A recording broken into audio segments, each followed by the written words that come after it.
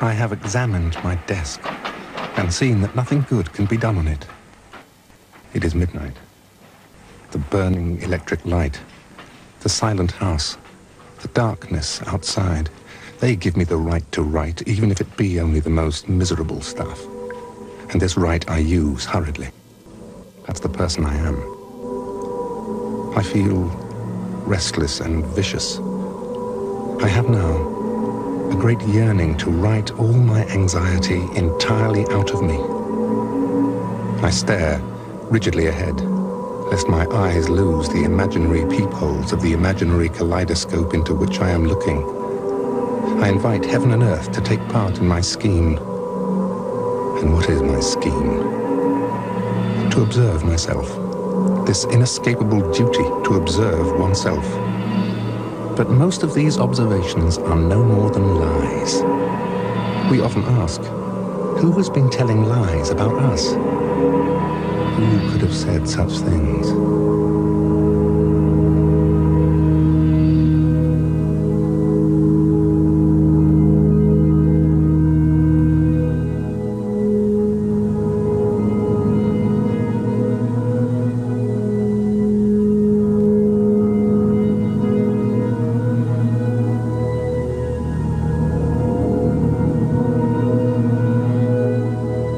Someone must have been telling lies about Joseph K. For without having done anything wrong, he was arrested one fine morning. His landlady's cook, who always brought him his breakfast at 8 o'clock, failed to appear on this occasion. That had never happened before.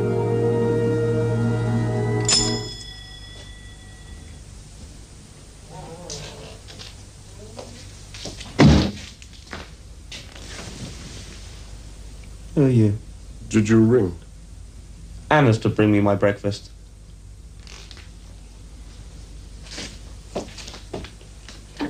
He says Anna is to bring him his breakfast. I think you'd better stay here. What are you doing here? Where's Anna? Where's my breakfast? I'm going to see Frau Grubeck to see what she has to say about this. No. You can't go out. You are under arrest. But what for? We're not authorised to tell you. Proceedings have been instituted against you. You'll be informed of everything in due course. I'm exceeding my instructions in speaking freely to you like this. But if you continue to have as good luck as you've had in the choice of your warders, then you can be confident of the final result. You'll soon discover that we're telling you the truth.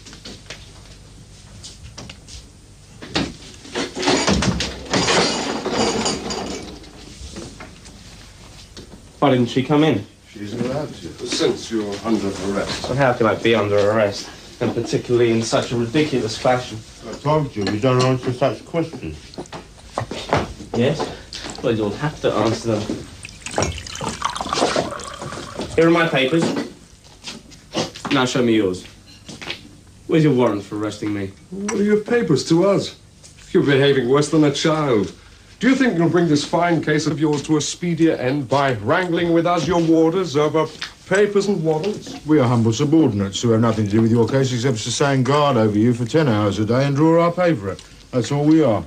But we're quite capable of grasping the fact that the high authorities we serve, before they order such an arrest as this, must be quite well informed about the reasons for the arrest and the person and the prisoner.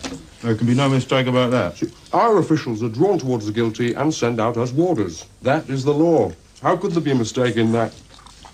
I don't know this law. All the worse for you. Probably exists only in your own head. Well, you come up against it yet? See, Willem, he admits he doesn't know the law, and yet he claims he's innocent. You're quite right, but you never make a man like that see reason. The inspector wants you.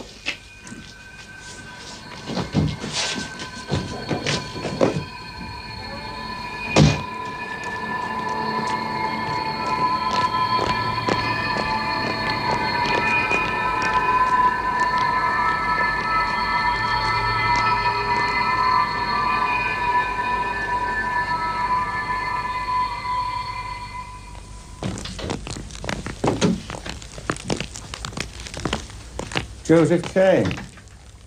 You are presumably very surprised at the events of this morning. Certainly I am surprised. But not very surprised. Not very surprised? I mean that when one has lived in the world for 30 years and had to fight one's way through it, as I have had to do, one becomes hardened to its surprises. Doesn't take them too seriously. Particularly this one. Why particularly this one? Well, I won't say I regard the whole thing as a joke. For the preparations that have been made seem too elaborate for that. Quite right. But on the other hand, it can't be a matter of great importance either. I can't think of one offence which could be charged against me. But even this is of minor importance. Now, the real question here is, who accuses me? Are you officers of the law? None of you wears a uniform, unless your suit is to be regarded as a uniform, but it's more like a tourist's outfit. I demand a clear answer to these questions, and I feel certain that after an explanation we shall be able to part from each other on the best of terms. How simple it all seems to you. You want to settle the matter amicably, do you? No, that really can't be done. On the other hand, I don't mean to suggest that you should give up hope. Why should you? You are only under arrest, nothing more. I was requested to inform you of this. I've done so. And I have also observed your reactions. That's enough for today, and we can say goodbye. Though only for the time being, naturally. You'll be wanting to go to work now, I suppose. To work? But I'm under arrest. How can I go to work if I'm under arrest? Ah, I see. You have misunderstood me. You are under arrest, certainly, but that need not hinder you from going about your business. You won't be hampered in carrying on in the ordinary course of your life. Then being arrested is not such a bad thing. I never suggested it was. Then there would seem no particular necessity to tell me about it. It was my duty.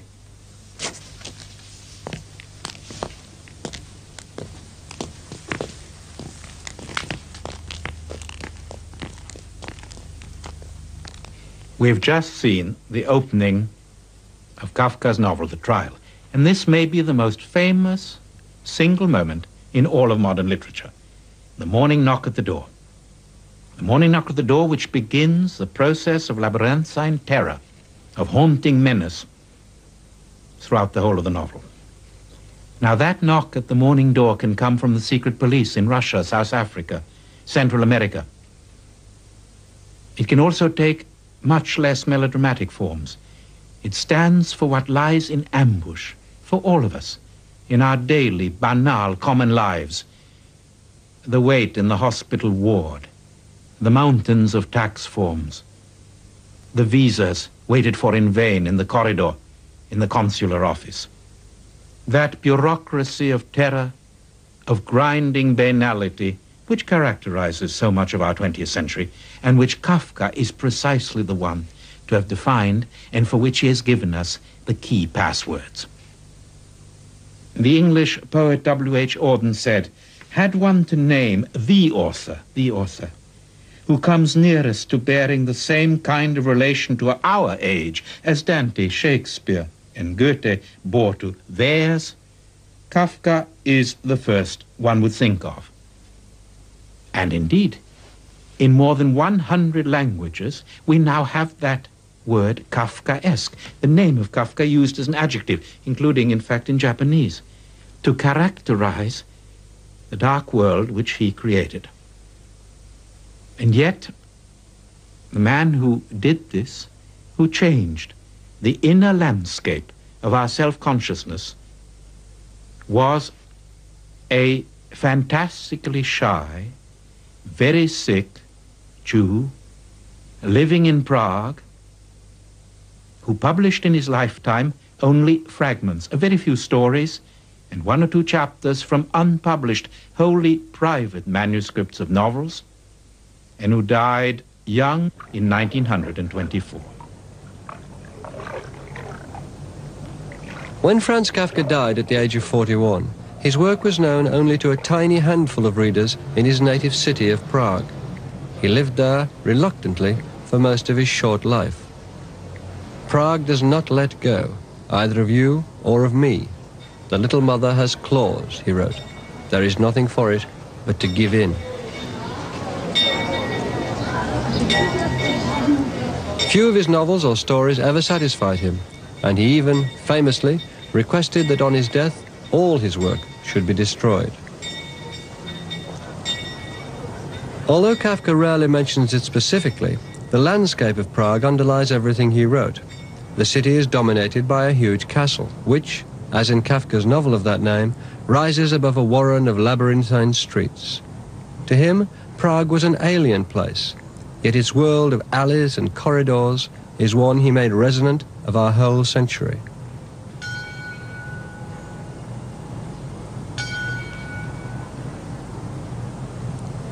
In the years before the First World War, it was a dynamic yet provincial city. Prague at that time contained one of the largest Jewish populations in Central Europe, and it was into this community, with its rich traditions, that Kafka was born. Czechoslovakia was part of the Austro-Hungarian Empire, and consequently, German was the official and dominant language.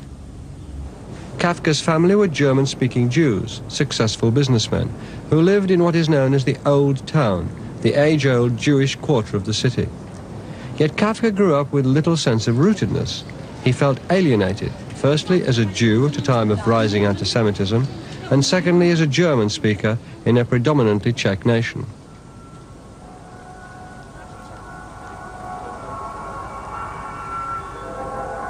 For 2 days, I have noticed an inner coolness and indifference.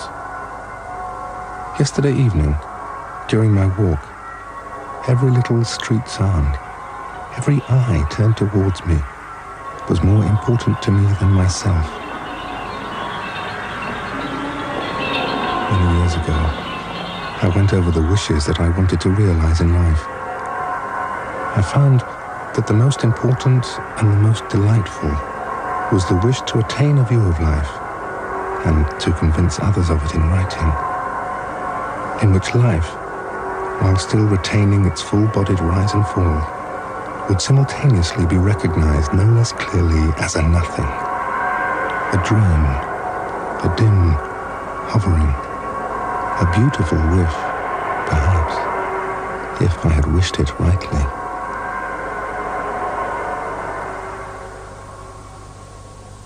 Kafka etches his sentences like to the great glass engravers of Prague with those diamond-hard points.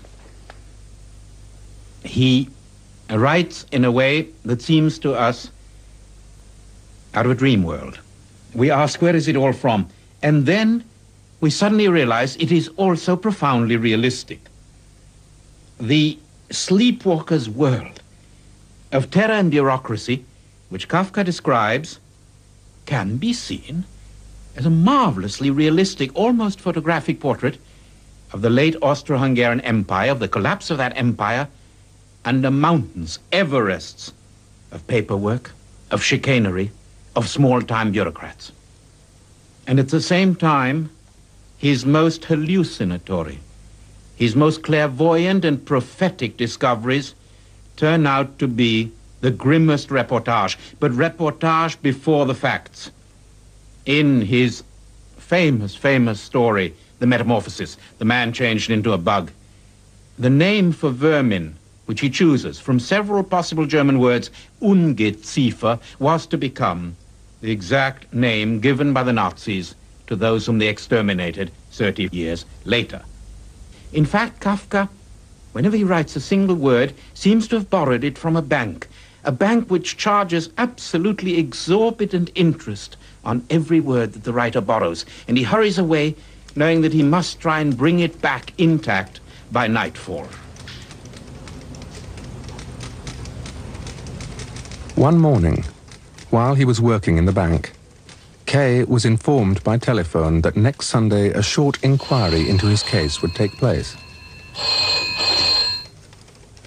Sunday had been selected so that he might not be disturbed in his professional work.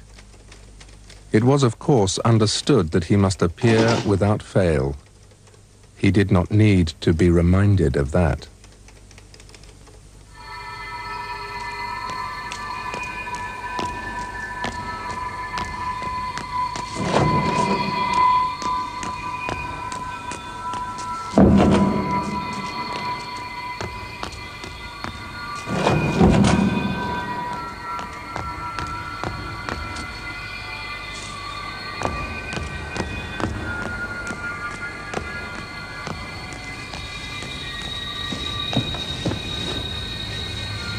Please go through. Just go right through. I must shut the doors after you. Nobody else must come in.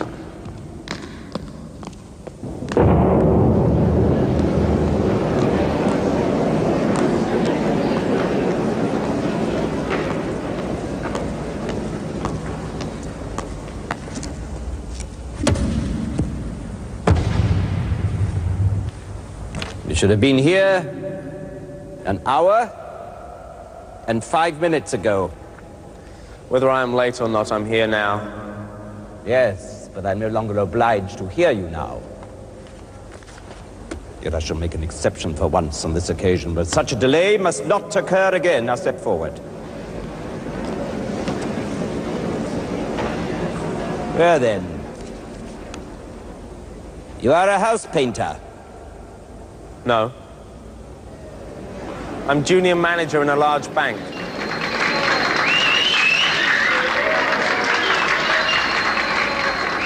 This question of yours, Herr Examining Magistrate, about my being a house painter, or rather not a question, you simply made a statement, is typical of the whole character of this trial which is being foisted on me.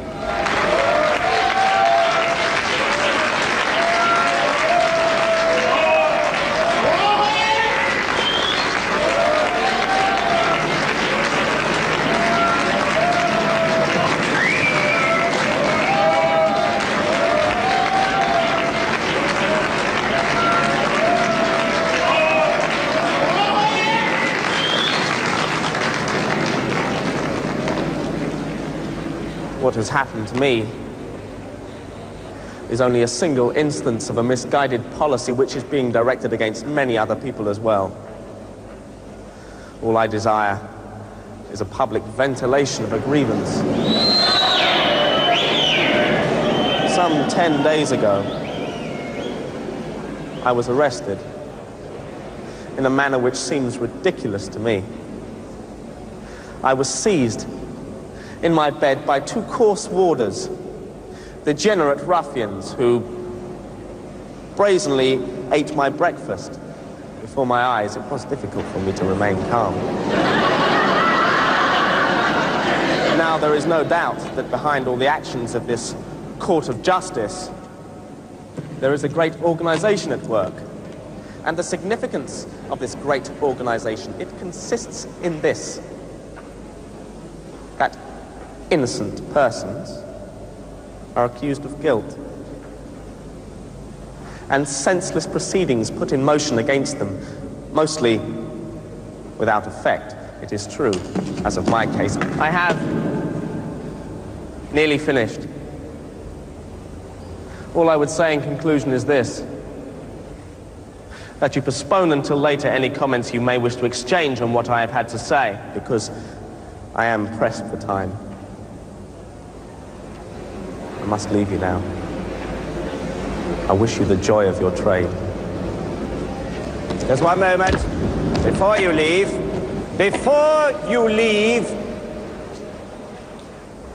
I would just like to say that today, you may not yet have become aware of the fact, today you have flung away with your own hand all the advantages which an interrogation invariably confers on an accused man.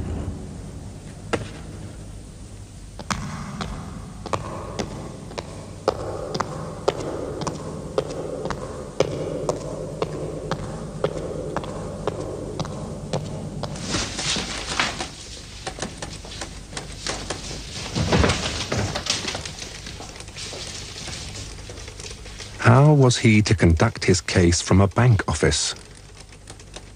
While his case was unfolding itself, while up in the attics the court clerks were poring over charge papers, was he to devote his attention to the affairs of the bank?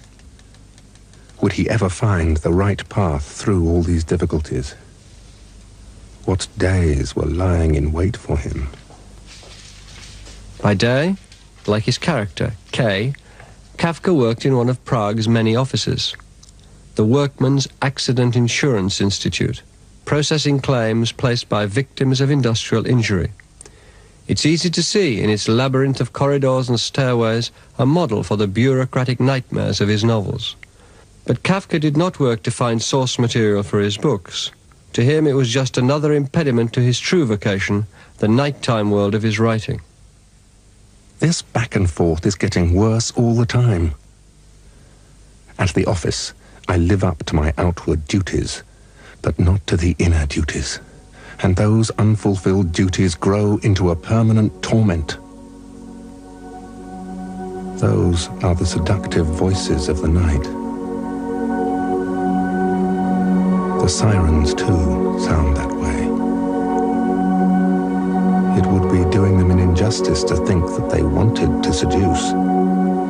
They knew they had claws and sterile wounds, and they lamented aloud.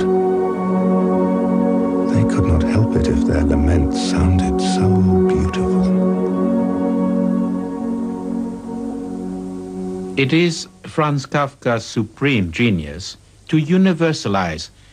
That means quite simply to make compelling, real, utterly obvious to all of us circumstances which were in actual fact extremely private, extremely secret and personal. I'm thinking not only of his illness, an illness which he cultivated and made the safeguard of his genius, of his writing, of the time he needed.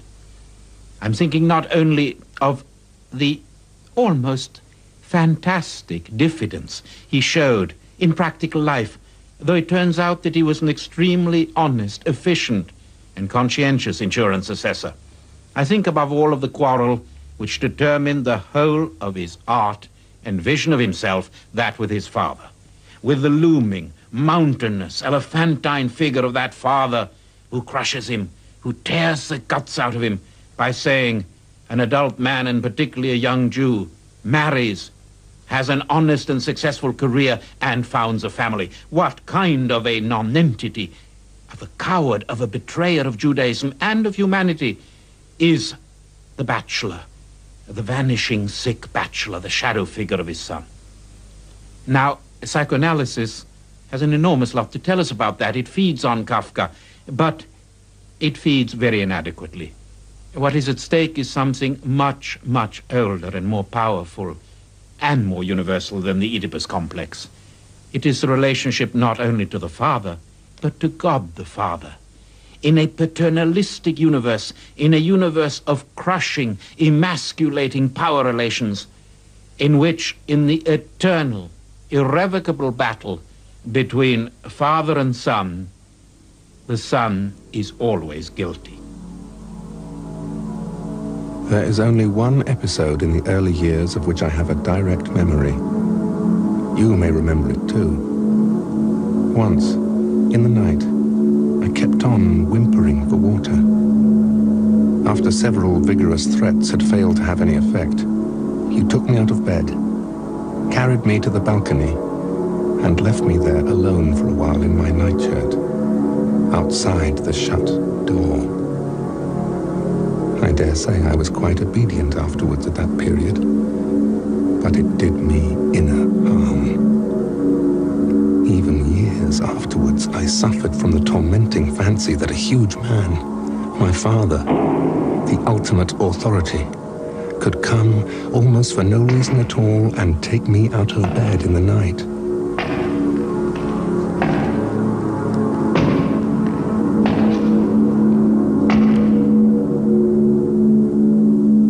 Kafka's relationship to his father is considered by many to be the wellspring of much of his writing. His father, Hermann, was contemptuous of his son's literary ambitions, but more importantly, represented everything Franz was not. Hermann was strong, while his son was sickly, successful and confident in life, whereas Franz was shy and gauche, married, while he remained a sad bachelor. Hermann Kafka never hid his disappointment from his son, and as a consequence, figures of authority pervade his writing, as do themes of chastisement. In the Penal Colony, a short novel, is about a machine that punishes offenders by cutting the name of their crime into their flesh, like a ghastly parody of the printing press. And in The Trial, one of the most powerful scenes occurs when, in the bank, Kay hears noises coming from what he'd always taken to be a lumber room.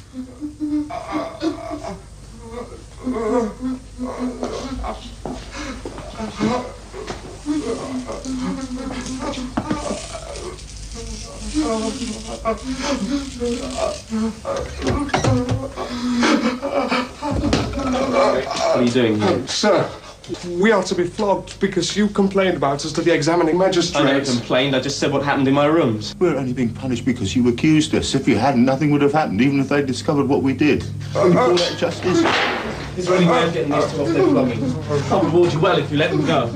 So, do you want to lay a complaint against me too? And get me a whipping as well? If I wanted these men punished, I wouldn't be trying to buy you off now.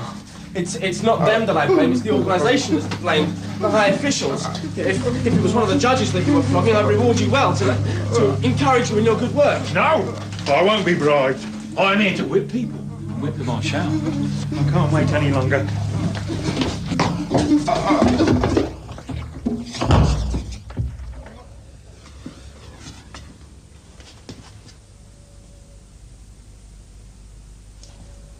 It's only me.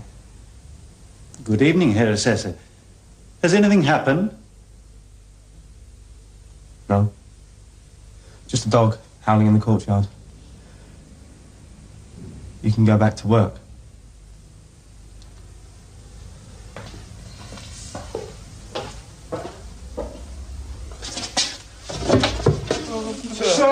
Sir!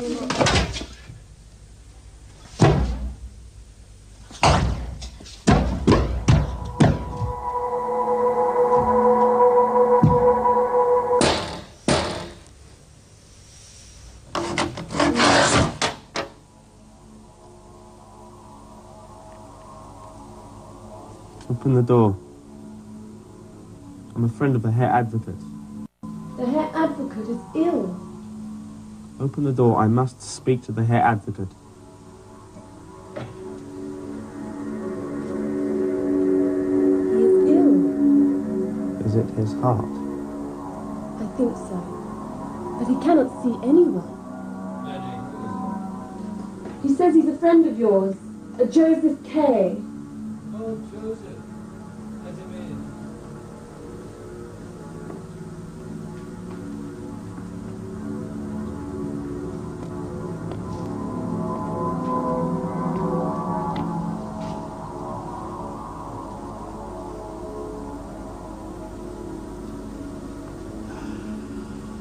Are you really ill? I can't believe it. It's one of your heart attacks that'll pass over like all the others. Maybe. But it's worse than it's ever been before. You see that my master is ill. As the trial progresses, Joseph K., the resolution of his case still no nearer, attempts to take matters into his own hands. You go now, Lenny. The whole of the second half of the novel consists of various encounters Kay has with people who've some knowledge of the workings of the court, but they do little to enlighten him. His first step is to consult an advocate. I want you. Well, I suppose you're here about your case. Yes. But how did you hear? Oh, nothing stays secret for long when one's involved with the courts. But I must warn you, there are many times when the first plea is not heard by the court at all. They simply file it. If this happens, we must prepare a second plea and so on, until the court agrees to take up the case. Don't forget, either, that the proceedings of the court are not public. They could, if the court considered it necessary, become public, but the law does not prescribe that they must be made public. Naturally, therefore, the legal records of the case, and above all the charge sheets, are inaccessible to the accused and to his counsel. Consequently, one does not know with any precision what charges are to be met. So, the first plea is always a rather general one. Only later can any genuinely effective and convincing pleas be drawn up. In these circumstances, the defence is in a very ticklish and difficult position. And there are differences of opinion, even on that point.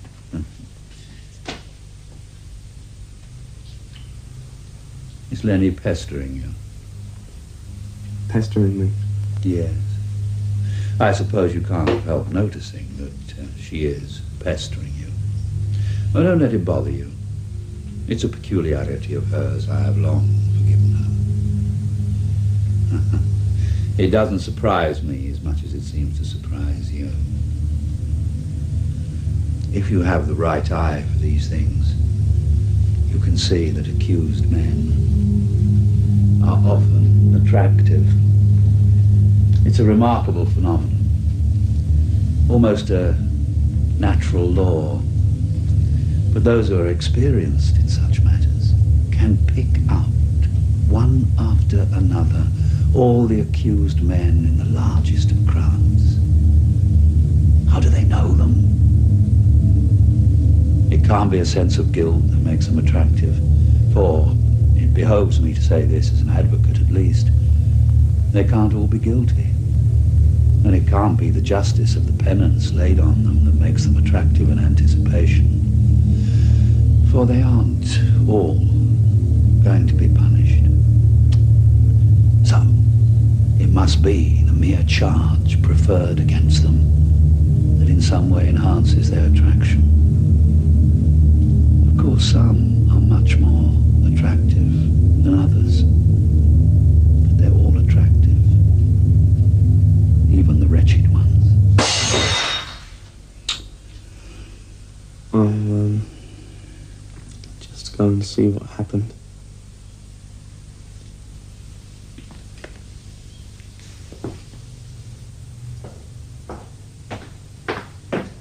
Nothing has happened. I simply flung a plate against the wall to bring you out. I was thinking of you. Come this way. In here. I thought you would come. You couldn't keep your eyes off me from the moment you arrived. And yet you leave me to wait. Well, to tell you the truth, I'm really rather shy, and I didn't think you were to be had for the first time of asking. You didn't like me.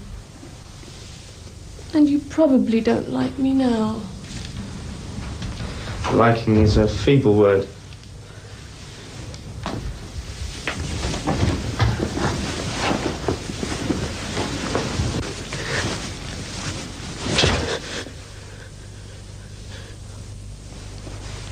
That's probably my judge.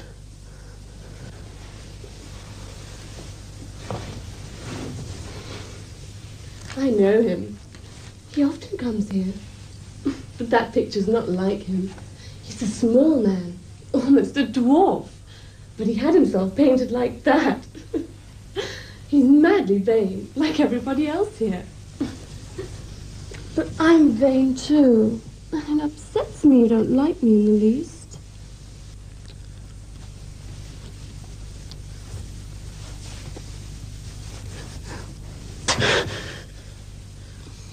You brood too much over your case. I've probably brewed too little. That isn't the mistake you make. You're too unyielding. That's what I've heard. Who told you that? Don't ask me for names. Take my warning to heart instead. You can't resist the court. You must admit your fault. Do you have a sweetheart? No. Oh, yes, just imagine. I told you I didn't have one, but I have a photograph of her here. In my wallet.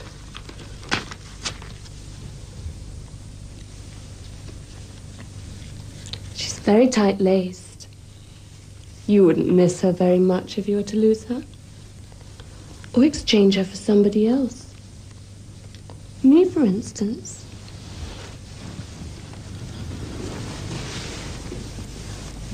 Has she any physical defect? Physical defect? Yes. I have one. Look.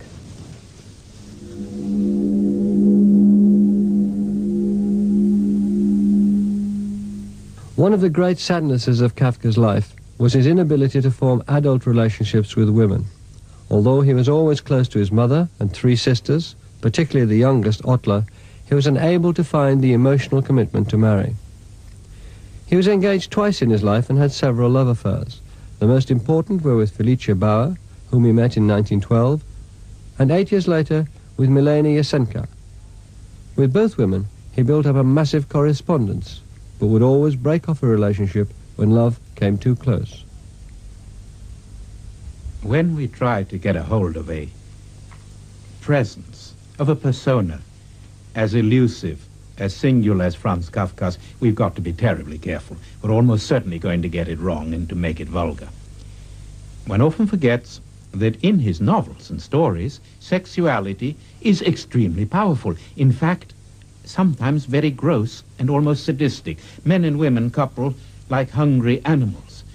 The world of the prostitute, the underworld of the servant girl, at the bidding of money and power, are tremendously present in Kafka's work. In his own personal life, the relationship to women was one of endless self-reproach and agony. To his fiancée, Felicia Bauer, he writes, "I very much want to marry you.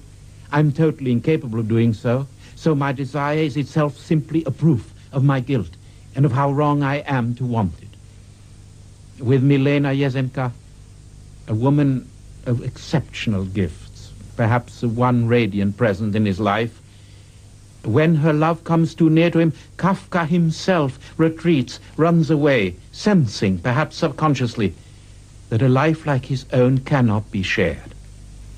It is only at the very end of that life, when he's dying of tuberculosis, when his throat is, as he tells us, being gnawed inch by inch by a secret little animal from within, it is only then that with a young woman, Dora Dimant, whom he met through his interest in Zionism, Kafka seems to find a hint of peace, a hint of acceptance.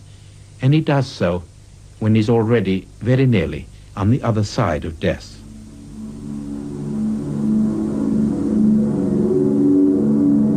It seems so dreadful to be a bachelor, to become an old man, struggling to keep one's dignity while begging for an invitation whenever one wants to spend an evening in company, never being able to run up a stairway beside one's wife.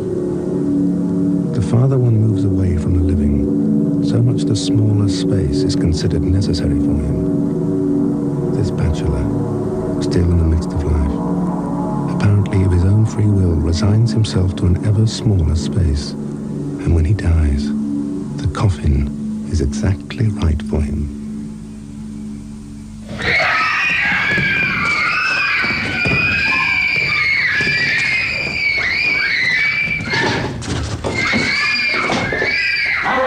These brats! I painted one of them once, and ever since then they've all persecuted me. Titrelli! Can I come in now? No! Not even me? Not even you!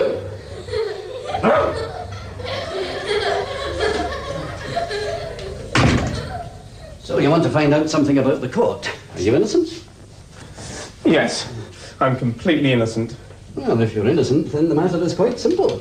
My innocence doesn't seem to make the matter any simpler. I still have to fight against the countless subtleties in which the court is prone to lose itself, and in the end, out of nothing at all, an enormous fabric of guilt can be conjured up. Yes, of course, but you're innocent all the same. Well, that's the main thing. You know the courts much better than I feel certain, but one thing seems clear to me. That the courts, once they have brought a charge against the person, are firmly convinced of the guilt of the accused and can be dislodged from that conviction only with the greatest of difficulty. The greatest of difficulty? Never! In any case can the court be dislodged from that conviction. I see. It seems to me that you've got very little general idea of the court yet. But since you're innocent, you won't need it anyhow. I shall get you off all by myself. Well, how can you do that? You told me yourself just a few minutes ago the court was quite impervious to proof. Impervious only to the proof which one brings before the court. But it is quite a different matter in one's efforts behind the scenes, in the consulting room, in the lobbies, or, for example, here, in this very studio. Because they all come here, you know. Titrelli!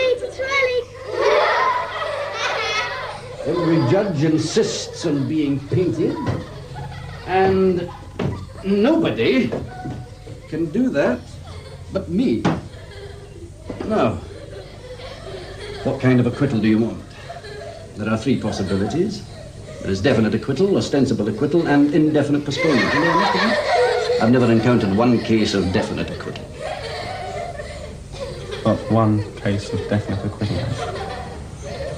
Well, that merely confirms the opinion I've formed of this court. It's a senseless institution from any point of view. A single executioner could do all that's needed.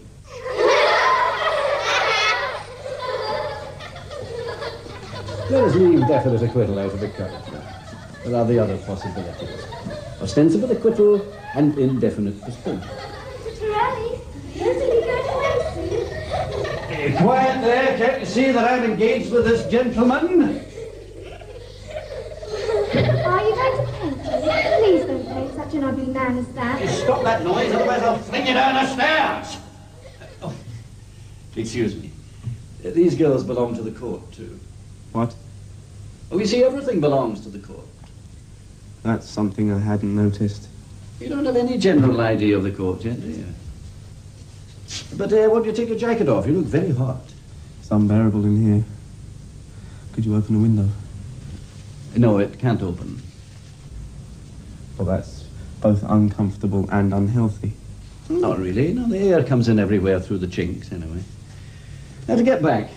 First of all, ostensible acquittal. If you decide on that, I shall write down on a piece of paper an affidavit of your innocence. Then with this affidavit, I shall make a round of the judges that I know and explain your innocence. If a sufficient number of judges subscribe to the affidavit, I shall then deliver it to the judge who is actually conducting your trial. Possibly I may even have secured his signature, in which case everything will be settled fairly soon. Sooner than usual. And then you can walk out of the court a free man. So then I am free? Ostensibly free. But these judges don't have the power to grant the final acquittal. Well, that power is reserved for the highest court of all, which is inaccessible to you, or to me, or to all of us. Now, would you like me to explain how postponement works? Well, postponement consists in preventing the case from ever getting past the first stages. So, as a matter of form, from time to time, various activity has to take place. Certain measures have to be taken. The accused is questioned, evidence is collected, and so on, for the case must be kept going all the time. Both methods have this in common, that they save the accused from coming up for sentence. But they also prevent actual acquittal. You have grasped the kernel of the matter. But don't make up your mind too soon. You have to weigh everything up very carefully. On the other hand, you mustn't take too long about it either. I'll come back again soon. Make sure you keep to your word, otherwise I'll have to come to the bank and make inquiries for myself.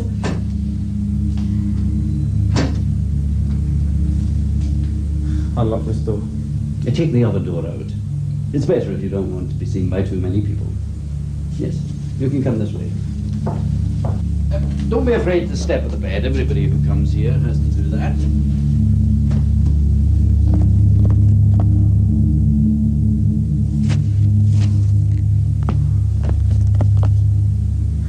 What's this?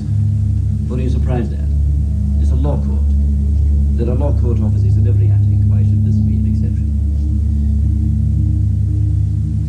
The nightmare strangeness and the surrealistic quality of the events throughout the novel lie at the heart of Kafka's sense that we are all on trial. We are all under prosecution. Now, what kind of a trial is this? The roots of that idea lie deep in Judaism. There is a judgment, a tribunal, and the law, the sacred, the supreme law. And it's catch-22. If we don't know the law, we're obviously guilty.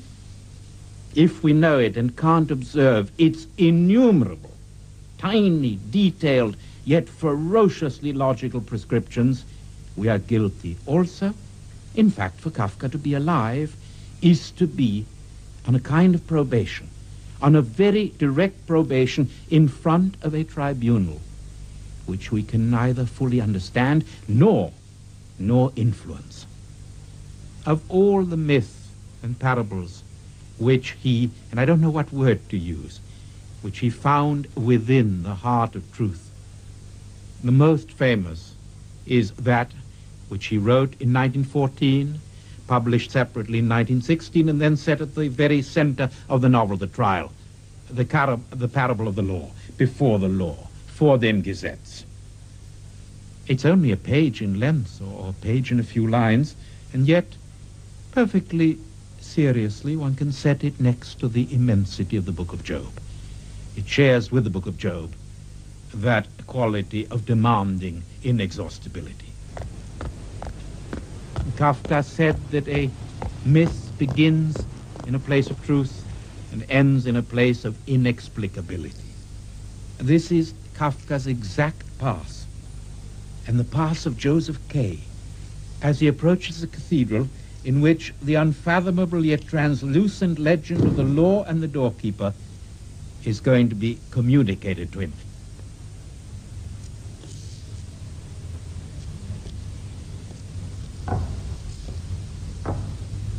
Joseph K. Are you Joseph K? Yes. You are the accused man. So I've been informed. Then you are the man I seek. I am the prison chaplain. Indeed.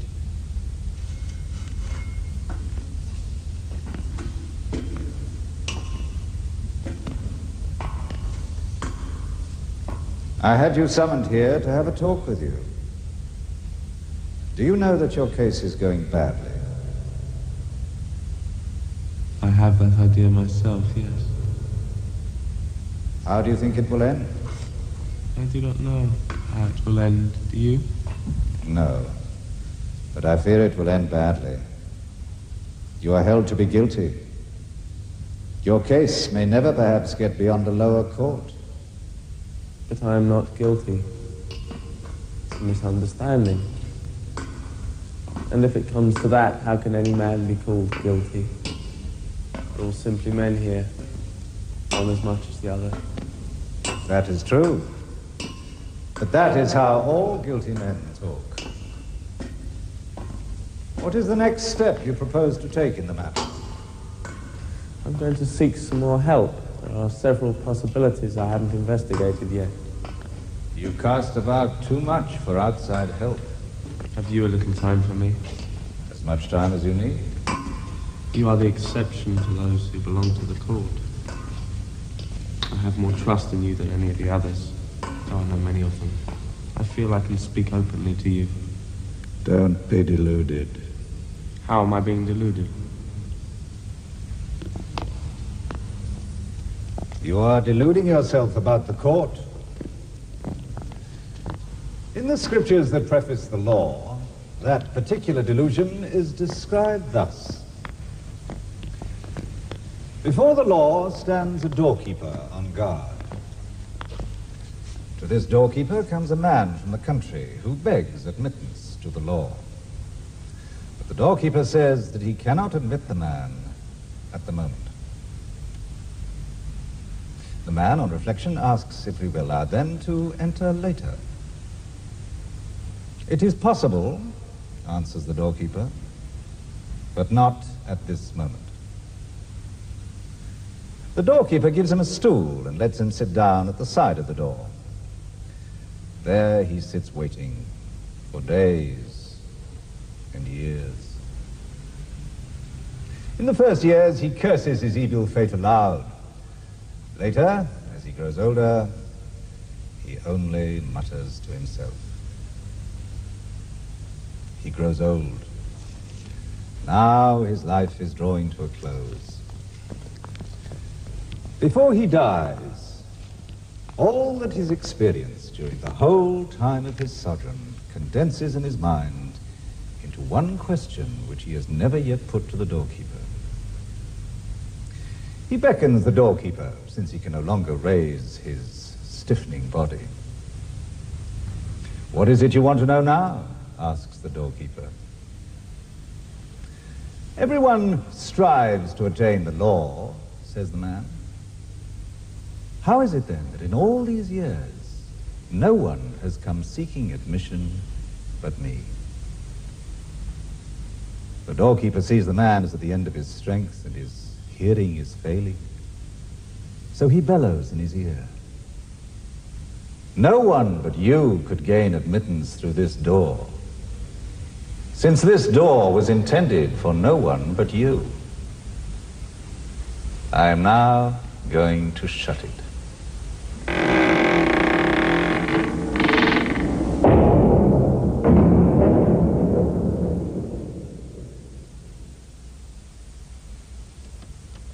That is the story in the very words of the scriptures. The court makes no claims on you. It receives you when you come, and it relinquishes you when you go.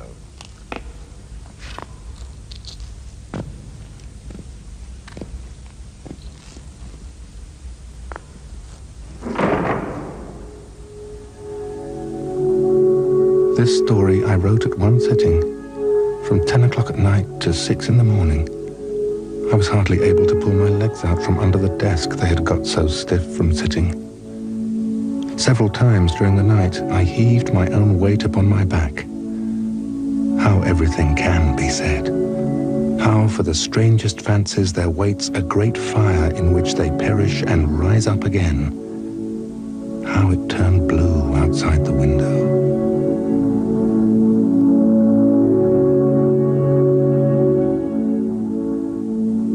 On the evening before Kay's 31st birthday, it was about 9 o'clock, the time when a hush falls on the streets. Two men came to his lodgings. Come in.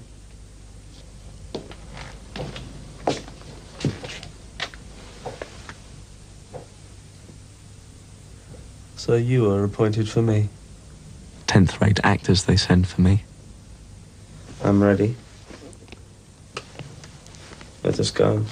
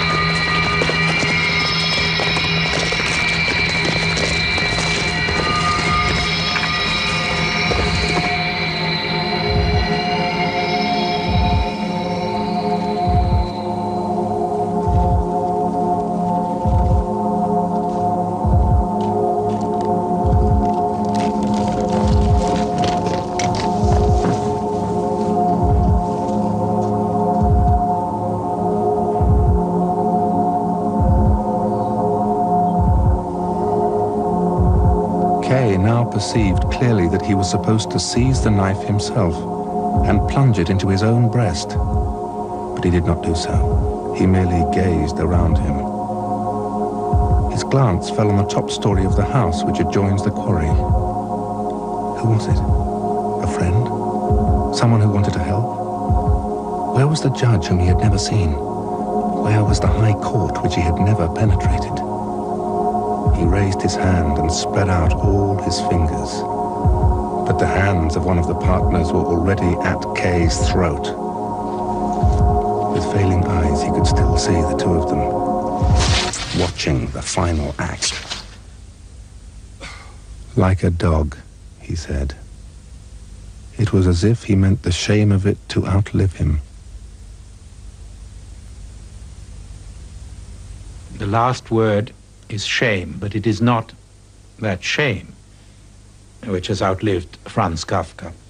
On the contrary, it has been the dark radiance of his work, and I'd like to go further than that, the almost impenetrable purity of the man's presence. He has made it just that little bit harder for every one of us to write, even to speak after him. And those writings which he instructed his intimate friend Max Brod to destroy at his death now fill the imaginations of the civilized world. They were banned and incinerated by the Nazis in 1933, when Kafka's sisters and his beloved Milena were to die in Auschwitz. And Kafka's books, however, have survived and are now fully alive in every part of the globe. Oh yes, they're unavailable in Prague. There, Kafka is a kind of embarrassing spectre. This wouldn't have surprised him one bit. In fact, it's what Kafka is about. It's fully inherent in his vision of man without justice, without a roof on this earth. In a very brief moment of self-confidence, God knows he didn't have many, Kafka said that once, I think it was on a hotel ledger or in his diary, he took his pen and wrote the letter K, K. And he said, perhaps this letter will belong to me. In fact, it does. For almost all of us today, K is Kafka. As, for example, S is not Shakespeare. And I can think of no other figure in the history of literature or of thought who has made his own a letter of the alphabet.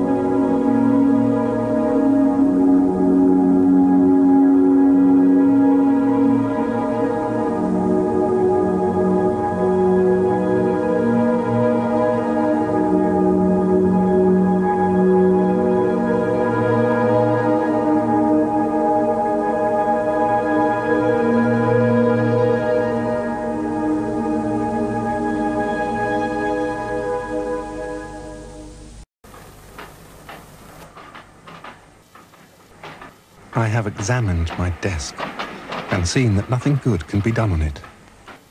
It is midnight. The burning electric light, the silent house, the darkness outside, they give me the right to write, even if it be only the most miserable stuff. And this right I use hurriedly. That's the person I am. I feel restless and vicious. I have now a great yearning to write all my anxiety entirely out of me. I stare rigidly ahead, lest my eyes lose the imaginary peepholes of the imaginary kaleidoscope into which I am looking. I invite heaven and earth to take part in my scheme. And what is my scheme? To observe myself, this inescapable duty to observe oneself. But most of these observations are no more than lies. We often ask, who has been telling lies about us? Who could have... I think you'd better stay here. What are you doing here? Where's Anna? Where's my breakfast? I'm going to see Frau Grubeck, see what she has to say about this. No. You can't go out. You are under arrest.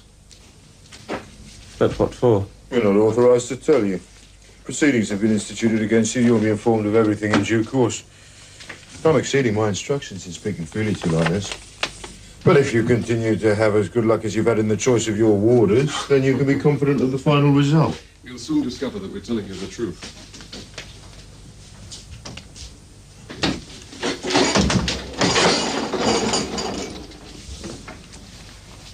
Why didn't she come in? She isn't allowed to. Since you're under arrest. So how can I be under arrest? And particularly in such a ridiculous fashion. I told you, you don't answer such questions. Yes? Well, you'll have to answer them. Here are my papers. Now show me yours. Where's your warrant for arresting me?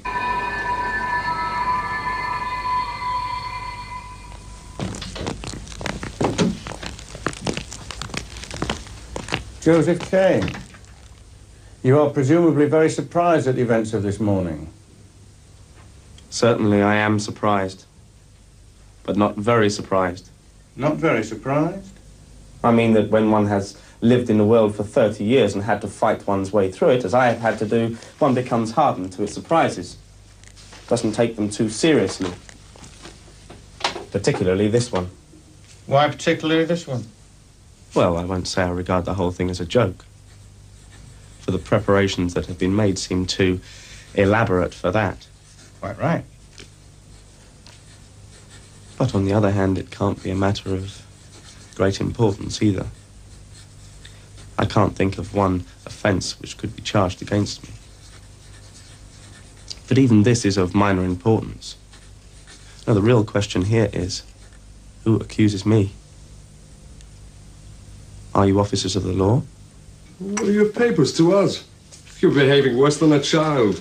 Do you think you'll bring this fine case of yours to a speedier end by wrangling with us, your warders, over papers and warrants? We are humble subordinates who have nothing to do with your case except to stand guard over you for 10 hours a day and draw our pay for it. That's all we are.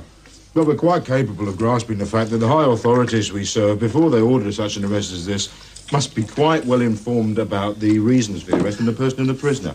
There can be no mistake about that. Our officials are drawn towards the guilty and send out as warders. That is the law. How could there be a mistake in that? I don't know this law. All the worse for you. Probably exists only in your own head. Well, you come up against it yet? See, Willem, he admits he doesn't know the law, and yet he claims he's innocent. You're quite right, but you'll never make a man like that see reason. The inspector wants you.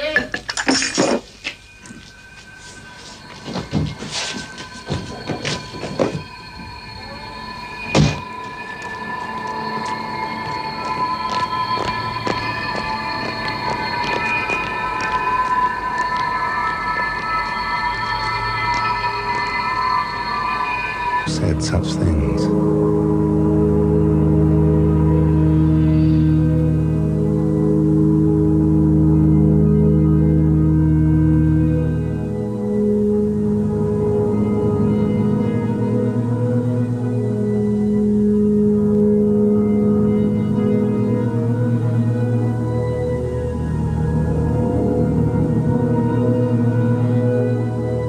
Someone must have been telling lies about Joseph K.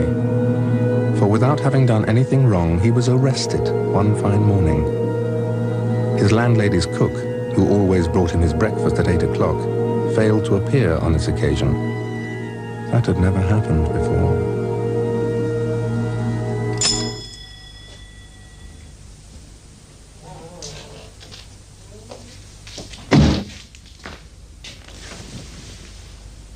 Who are you? Did you ring? Anna's to bring me my breakfast.